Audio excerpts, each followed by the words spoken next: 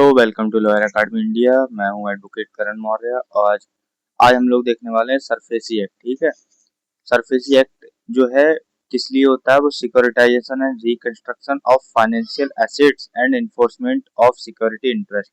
इतना बड़ा नाम है लेकिन याद करने की जरूरत नहीं है, नाम एक दो बार पढ़ लोगे तो याद हो जाएगा। और ये है किस लिए इम्पोर्टेंट, तो हमारा आईबीपीएस एसओ के एग्जाम के लिए बहुत इंपॉर्टेंट है। बैंकिंग लॉ के कोई एग्जाम होते हैं तो उसके लिए इम्पोर्टेंट होता है, जुडिशरी वगैरह में कुछ में नहीं आता है। ठीक है, और ये बन शॉर्ट है हमारी वीडियो, जो कि बहुत स्वीट एंड शॉर्ट होगी, ज़्यादा लंबी नहीं होगी। बस हम रफली ही देखेंगे। और आपको आईबीपीएस एसओ जुडिशरी या फिर आईबी के जो लॉ का बंडल है पूरा वो चाहिए तो आप लोग बस कमेंट डिस्क्रिप्शन में देख सकते हो, वहाँ पे मैंने डाल रखा है कैसे कैसे आप ले सकते हो। उसमें आपको मॉक टेस्ट मिल जाएंगे 2020 सब चीज़ों के लिए, सब एग्जाम्स के लिए। और सब्जेक्ट वाइज मॉक टेस्ट भी मिल जाएंगे और सब्जेक्ट वाइज नोट्स भी मिल जाएंगे। ठीक है, तो चलो शुरू करते हैं। एक्ट का पूरा नाम तो हमने पढ़ लिया, शॉर्ट टाइटल ये सरफेसी एक्ट कहते हैं इसको। इनेक्ट कब हुआ था, ये हुआ था 17 दिसंबर 2002 को।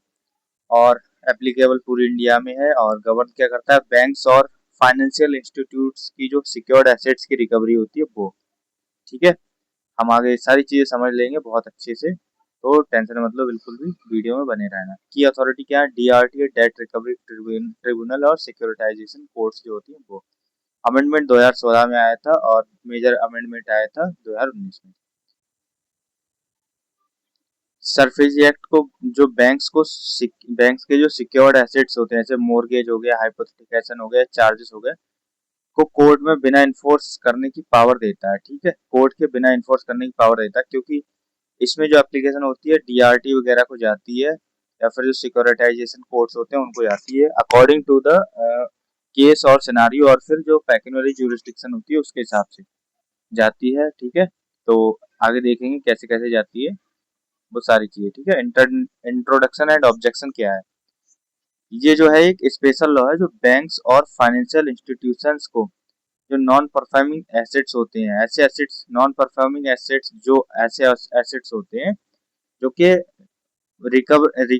जो कि पैसा वापस नहीं कर रहे हैं। ठीक है, किसी ने मान लो कि लोन ले रखा है और वो वापस नहीं कर रहा है किसी कंपनी वगैरह ने, तो फिर क्या होगा, नोटिस वगैरह भेजा जाता है इसी के अंडर। पहले बैंक्स को एनपीए रिकवर करने के लिए सिविल कोर्ट्स में जाना पड़ता था, लेकिन ये बहुत स्लो प्रोसेस था, तो इसको सॉल्व करने के लिए सरफेसी एक्ट लाया गया। नरसिम्हा कमेटी ने इसको रिकमेंड किया था और अनूप सिंह कमेटी की रिपोर्ट के बाद में सरफेसी एक्ट आ गया। डीआरटी एक्ट 1993 ऑलरेडी था, लेकिन सरफेसी ने कोर्ट के बाहर भी रिकवरी की पावर दे दी। ठीक है, main tools pillars of SARFAESI act क्या है, तो सिक्योरिटाइजेशन, फाइनेंशियल एसेट पूल करो और सिक्योरिटीज इशू करो। ठीक है, एसेट रिकंस्ट्रक्शन होता है, स्ट्रेट एनपीए एसेट्स खरीदो और रिकंस्ट्रक्ट कर दो। जैसे कि कोई कंपनी है, ठीक है, जिसने बैंक से लोन लिया है, एक कंपनी है सी जिसने बैंक से लोन लिया है। अब ये कंपनी है, ये क्या कर रही है कि ये जो है पेमेंट कर नहीं पा रही बैंक का, तो बैंक क्या करेगी, बैंक ये करेगी कि जो उसका जो एसेट वगैरह है उन सबको या तो रिकंस्ट्रक्शन करेगी, सारी वैल्यूएशन वगैरह देखेगी, या फिर उसको क्या कर देगी, किसी और कंपनी में मर्ज कर देगी। ठीक है, डी कंपनी में मान लो मर्ज कर देगी, इससे उसकी रिकवरी कर लेगी, बेच बाच के जो है रिकवरी कर लेगी। जैसे एग्जांपल के लिए उदाहरण है, एसबीआई ने राम को 50 लाख रुपए का होम लोन दिया, राम ने ईएमआई बंद कर दी। ऐसा एसबीआई ने क्या करा, सरफेसी एक्ट के अंदर डायरेक्टली राम की प्रॉपर्टी जो है वो ऑक्युपाई कर सकती है कंपनी। ठीक है, बिना कोर्ट के गए, बिना कोर्ट में जाए बिना। Who can use SARFAESI act, तो वो कौन कर सकता है, शेड्यूल कॉमर्शियल बैंक्स कर सकती हैं, जैसे कि एसबीआई, पीएनबी, एचडीएफसी, और भी जो शेड्यूल वन में आती है जो आरबीआई एक्ट के अंदर, वो सब कॉमर्शियल बैंक्स होती हैं। ठीक है, शेड्यूल्ड बैंक्स होती हैं। रीजनल रूरल बैंक्स जो कि आरआरबी जो होती हैं, आपने देखा होगा, अर्बन कोऑपरेटिव बैंक हो गई या फिर अदर रीजनल रूरल बैंक्स हो गई, वो सब ये यूज कर सकती है। फाइनेंशियल इंस्टीट्यूशंस हो गए, जैसे नाबार्ड हो गया, एनएचबी हो गया, सिडबी हो गए, या फिर अन्य कोई है वो भी कर सकता है। एसेट रिकंस्ट्रक्शन कंपनीज जैसे आरसिल है, हाउस फाइनेंस कंपनीज भी कर सकती हैं, इंश्योरेंस कंपनीज और म्यूचुअल फंड्स जो है डायरेक्ट पार्शियली कर सकते हैं। सरफेसी एक्ट जो वो सिक्योर्ड क्रेडिटर्स के लिए, अनसिक्योर्ड क्रेडिटर्स के लिए नहीं है। इंपॉर्टेंट पॉइंट है, याद रखना, एग्जाम में आ जाता है। ठीक है, नेक्स्ट हमारा इंपॉर्टेंट डेफिनेशंस क्या है, तो डेफिनेशंस एनपीए क्या होता है, नॉन परफॉर्मिंग एसेट, जो लोन जो 90 दिन से ज्यादा ओवरड्यू हो जाए, बैंक की बैड लोन कहलाती है। जैसे ए ने बी से लोन लिया, ठीक है, बी बैंक है हमारी और ए है अमन भाई। ए ने बी से लोन लिया, ए पहले तो जो है पहले मंथ की ईएमआई दे दी, दूसरे की भी दी गई, लेकिन तीसरे की ईएमआई नहीं दी। बैंक ने नोटिस भेजा फिर भी नहीं दी, बैंक ने अगले महीने भी नोटिस भेजा फिर भी नहीं दी। अब 90 दिन जैसे गुजर जाएंगे तो बैंक जो है उसको ए का जो लोन है उसको नॉन परफॉर्मिंग एसेट्स में डाल देगी, मतलब एनपीए में डाल देगी।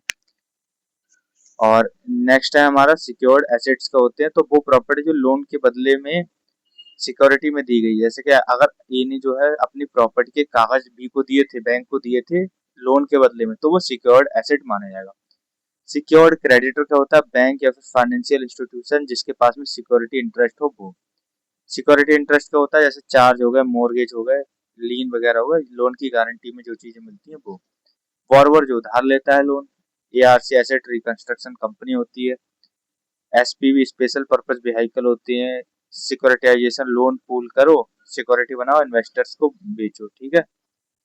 तो ये इतनी इंपॉर्टेंट चीज नहीं, जो इंपॉर्टेंट है वो मैंने बता दी। टाइप्स ऑफ इंटरेस्ट क्या होते हैं, ये इंटरेस्ट होते हैं मॉर्गेज, हाइपोथेकेशन, प्लेज, लीन, असाइनमेंट, ये सारी चीजें हैं। इन्फोर्समेंट ऑफ सिक्योरिटी इंटरेस्ट, तो ये क्या चीज होती है, सरफेसी एक्ट की धड़कन इसको बोलते हैं। इसी सेक्शन से बैंक्स बिना कोर्ट के सिक्योर्ड एसेट को इन्फोर्स करती हैं। स्टेप बाय स्टेप इसका प्रोसेस हम देख लेते हैं क्या है। तो लोन एनपीए डिक्लेयर करो पहले, ठीक है, 90 दिन हो गया तो एनपीए डिक्लेयर करो, फिर नोटिस भेज दो बॉरोवर को कि डिमांड नोटिस 60 दिन के भीतर लोन पे कर दो, वरना आपको क्या होगा, अ, आपके खिलाफ कार्रवाई होगी। बॉरोवर ने 60 दिन में रिप्लाई नहीं दिया या फिर पे नहीं किया तो बैंक एक्शन लेगी। मीजर लगे या फिर जैसे एसेट टेक ओवर करेंगी, बैंक जो है अपने पोजेशन में ले लेगी। प्रॉपर्टी मैनेज या फिर लीज कर देगी बैंक, जैसे रिसीवर वगैरह अपॉइंट कर देती है बैंक, वैसे कि जो बैंक जो प्रॉपर्टी है वो फिर उस व्यक्ति जिसकी प्रॉपर्टी उसके हाथ से छीन कर किसी और व्यक्ति को दे दी जाएगी। प्रॉपर्टी सेल कर दी जाएगी ऑक्शन वगैरह में, 30 दिन के नोटिस देकर, पब्लिक नोटिस, और फिर अमाउंट जो है रिकवर कर लिया जाएगा। इसे ही सरफेसी एक्ट में बोला गया है, ठीक है। तो आशा करता हूँ ये इंपॉर्टेंट पॉइंट समझ में आ गए होंगे। आप लोगों ने सोचा भी होगा कि वहां पर बोली लग रही है या फिर जो नीलाम होती है प्रॉपर्टी, जो कि आपने स्वर्ग मूवी में देखा होगा, तो वो किस एक्ट के तहत है, स्वर्ग मूवी में आपने देखा है, तो उसमें जो गोविंदा का मालिक होता है उसका जो प्रॉपर्टी बेची जाती है, बोली लगती है, वो इसी एक्ट के तहत लगती है, ठीक है। नेक्स्ट है हमारा डिमांड नोटिस क्या होता है, तो 60 दिन का नोटिस दिया जाता है, बैंक एक रिटर्न नोटिस भेजती है, और total outstanding amount, security details, ये सारी चीज उसमें होती हैं, पेमेंट की डिटेल्स भी होती हैं। बॉरोवर 60 दिन में ऑब्जेक्शन रेज कर सकता है या फिर बैंक को 15 दिन में रिप्लाई देना होगा। न्यू अमेंडमेंट क्या है, बैंक को बॉरोवर के ऑब्जेक्शन पर लिखित रिप्लाई देनी होगी। बैंक के पावर्स क्या होते हैं, तो बैंक के पावर्स होते हैं पोजेशन ले सकती है, मैनेजमेंट ले कर सकती है उस प्रॉपर्टी का जो मिली है, सेल कर सकती है, या फिर अपॉइंट मैनेजर को अपॉइंट कर सकती है उसके बिहाफ पर। Right of borrower to redeem, borrower जो बोरोवर है जिसने अमाउंट लिया था या फिर पैसा लिया था, वो रिडीम कैसे कर सकता है, जब तक सेल का नोटिस इशू ना हो तब तक वो अपनी जो है प्रॉपर्टी को रिडीम कर सकता है, ठीक है। कैसे, अगर वो पेमेंट कर देता है अपनी प्रॉपर्टी के थ्रू, प्रॉपर्टी के लिए, तो फिर वो जो है उसका मालिक बन जाएगा और रिडीम कर लेगा, या फिर ये राइट ऑफ रिडेम्पशन बॉरोवर का कॉन्स्टिट्यूशनल राइट होता है, ठीक है। इंपॉर्टेंट पॉइंट है, याद रखना एग्जाम पॉइंट ऑफ व्यू से। अपील एंड रेमेडीज, अपील क्या क्या होती है, अपील होती है डीआरटी हो जाती है, ठीक है, डेट रिकवरी ट्रिब्यूनल। अगर जो है बॉरोवर या गारंटर जो है सेक्शन 13 के सबसेक्शन 4 के एक्शन के अगेंस्ट डीआरटी में अपील कर सकता है, ठीक है। टाइम लिमिट इसकी 45 दिन होती है, 30 दिन, पहले 30 दिन था लेकिन अमेंडमेंट के बाद में इसको 45 दिन कर दिया गया है। अमेंडमेंट याद रखना इंपॉर्टेंट है। डिपॉजिट कंडीशन क्या है, बोरोवर को आउटस्टैंडिंग अमाउंट का 25% डिपॉजिट करना होगा डेट रिकवरी ट्रिब्यूनल में, और हियरिंग के बाद में क्या होगा, बैंक एक्शन जो है स्टे हो जाएगा और कंफर्म कर सकती है, ठीक है। अगर डीआरटी से कोई सेटिस्फाइड नहीं है तो डीआरएटी में जा सकती है, अपीलेट ट्रिब्यूनल में, ठीक है। तो वो कैसे जाएगी, डीआरटी के ऑर्डर के खिलाफ डीआरएटी में चली जाएगी, 30 दिन की लिमिट होती है, आउटस्टैंडिंग अमाउंट का 50% डीआरएटी में जमा करना पड़ता है। Return of assets to borrower, borrower है जिस और उसने अगर पेमेंट कर दिया तो उसके जो एसेट्स हैं उसको वापस दे दिया जाएगा। अगर डीआरटी ने बैंक के एक्शन को रॉन्ग फाइंड कर दिया है, ठीक है, एसेट्स बोरोवर को रिटर्न हो जाएंगी। कंपनसेशन भी मिल सकती है अगर बैंक ने रॉन्गफुल एक्ट किया है तो, ठीक है। तो ये देख सकते हो, इंपॉर्टेंट पॉइंट है इसमें। और सिक्योरिटाइजेशन एंड एसेट रिकंस्ट्रक्शन की कंपनीज कौन कौन सी होती है, तो सिक्योरिटाइजेशन होता है क्या, बैंक्स अपने लोन रिसीवेबल को एक पूल में बंडल करती हैं और उस पूल के अगेंस्ट सिक्योरिटीज इशू करती हैं इन्वेस्टर्स को, बैंक को तत्काल पैसे मिल जाते हैं, ठीक है।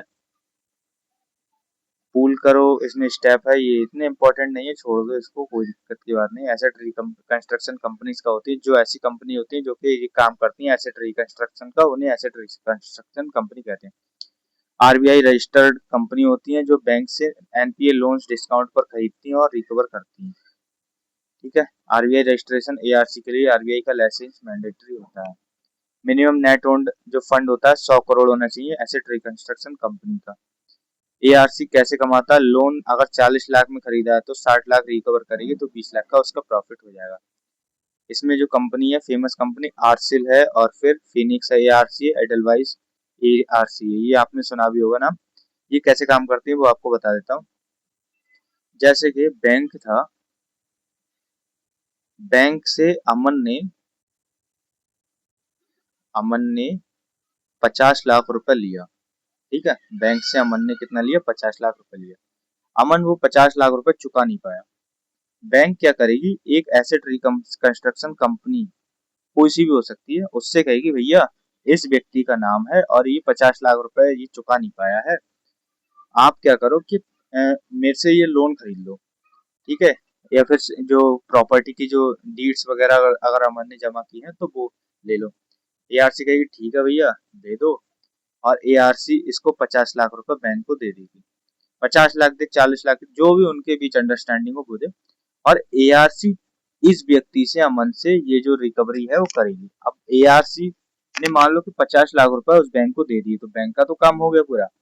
एआरसी अब इससे कितने रिकवर करेगी इसकी कोई लिमिट नहीं, मान लो कि वो 70 भी रिकवर कर सकती है या फिर 60 रिकवर कर सकती है, वो जो भी पेनल्टी वगैरह जो भी लगाएगी, लेकिन इलीगल तरीके से नहीं लगाएगी, लॉ के हिसाब से लगाएगी। गलत लगाएगी तो फिर वो डीआरटी में जा सकता है अमन हमारा।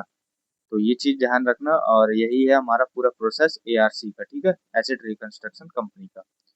इसकी पावर्स क्या है, take over of management, sale of business को सेल कर सकती है, रिशेड्यूलिंग कर सकती है, या फिर सेटलमेंट कर सकती है, या फिर कन्वर्सन टू इक्विटी। आपने सुना भी होगा वन टाइम सेटलमेंट, जैसे कोई व्यक्ति है कि 20 लाख रुपए का लोन है और उसने कुछ चुका भी दिया तो बैंक कहते हैं कि ठीक है आप वन टाइम सेटलमेंट कर लो, आप मेरे को 12 लाख रुपए दे दो, बाकी आपका पूरा सेटलमेंट हो जाएगा। ये सब कंपनीज ये सब भी एआरसी करती है।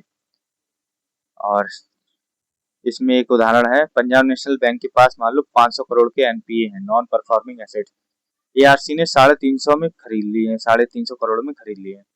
अब एआरसी रिकवर करेगी कोर्ट से या फिर सरफेसी एक्ट से। अगर 420 करोड़ रुपए भी उसने रिकवर कर ली तो 70 करोड़ का उसका प्रॉफिट हो गया। ये सब उदाहरण है, ठीक है। नेक्स्ट हमारा सेंट्रल रजिस्ट्री क्या होती है, तो इतना इंपॉर्टेंट नहीं है, छोड़ दो। मैं एक आध पॉइंट जो है मैं बता देता हूँ। अमेंडमेंट जो है ये याद रखना, आ जाते हैं एग्जाम में डायरेक्टली, बाकी इतना है नहीं इम्पोर्टेंट इसमें। ये एक्सेप्शंस है, when SARFAESI act does not apply, कब अप्लाई नहीं होगा, अगर लोन जो है 1 लाख रुपए से कम का है तो फिर सरफेसी एक्ट अप्लाई नहीं होता। एग्रीकल्चरल लैंड है तो फिर सरफेसी एक्ट अप्लाई नहीं हुआ।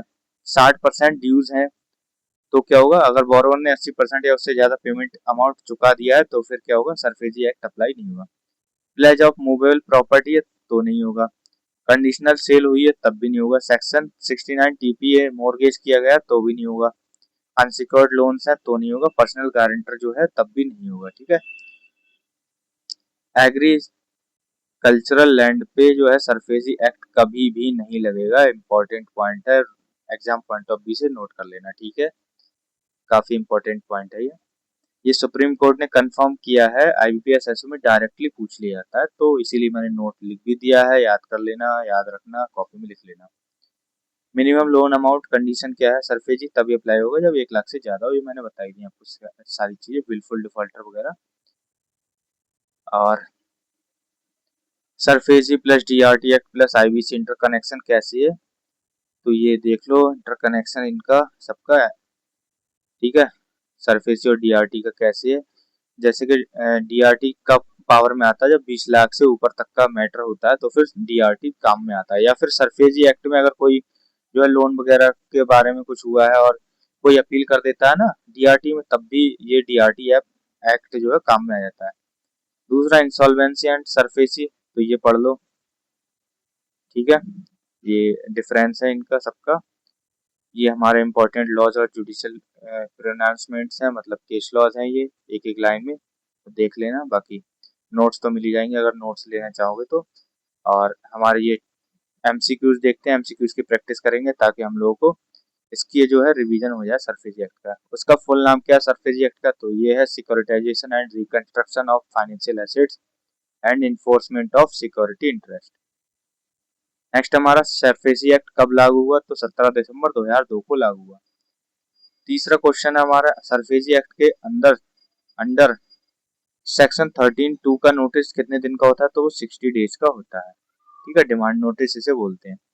कौन सी प्रॉपर्टी पर सरफेसी एक्ट अप्लाई नहीं होगा, तो एग्रीकल्चरल लैंड पर सरफेसी एक्ट अप्लाई नहीं होगा। इंपॉर्टेंट है, एग्जाम पॉइंट ऑफ व्यू से नोट कर लेना, ठीक है।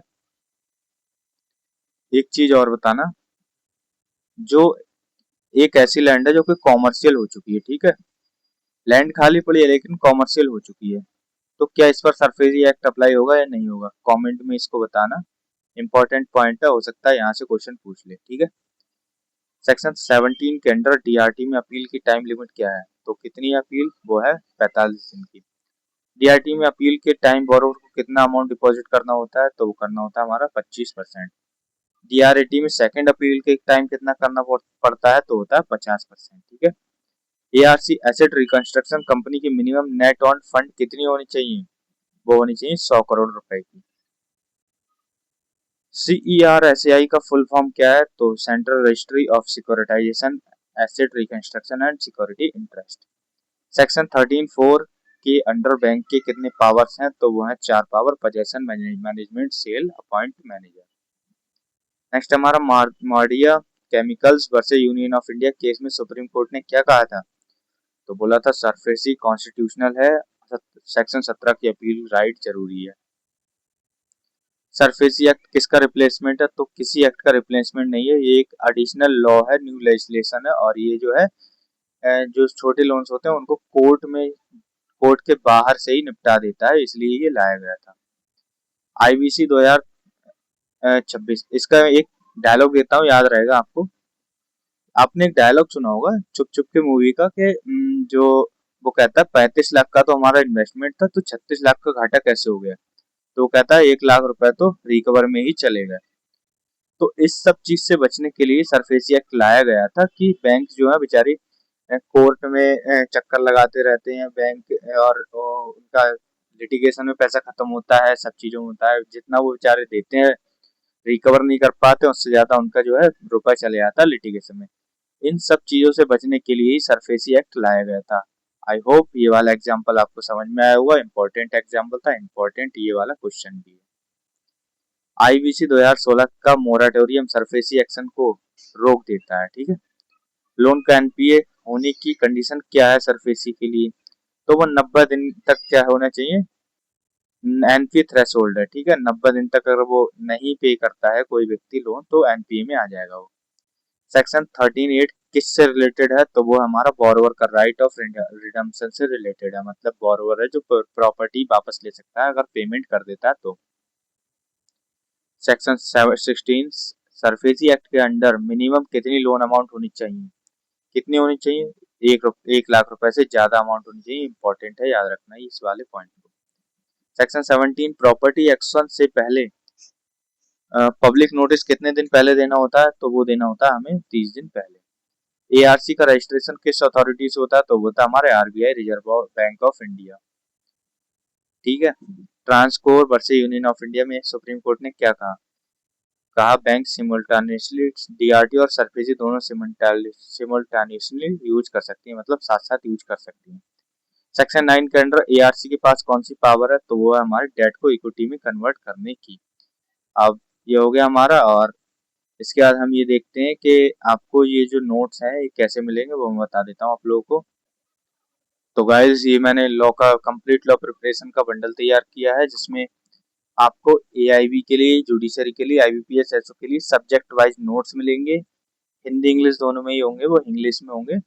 और एमसीक्यूज मिलेंगे सब्जेक्ट वाइज, 20 मॉक टेस्ट मिलेंगे आईबीपीएस एसओ के लिए, 20 मॉक टेस्ट मिलेंगे आपको जुडिशरी के लिए। ठीक है, तो ये सारी चीजें आपको बस 399 रुपीज में मिल रही है। इसके लिए आपको बस ये स्कैन करना है या फिर इस नंबर पर पेमेंट कर देना है, और इसी नंबर पर आपको मेरे को स्क्रीनशॉट भेज देना है। आपको 1 से 2 घंटे के अंदर अंदर जो है ये पूरा का पूरा सेट बंडल का मिल जाएगा। ठीक है, बाकी मिलते हैं नेक्स्ट वीडियो में किसी और वीडियो के साथ, किसी और टॉपिक के साथ। बाकी धन्यवाद।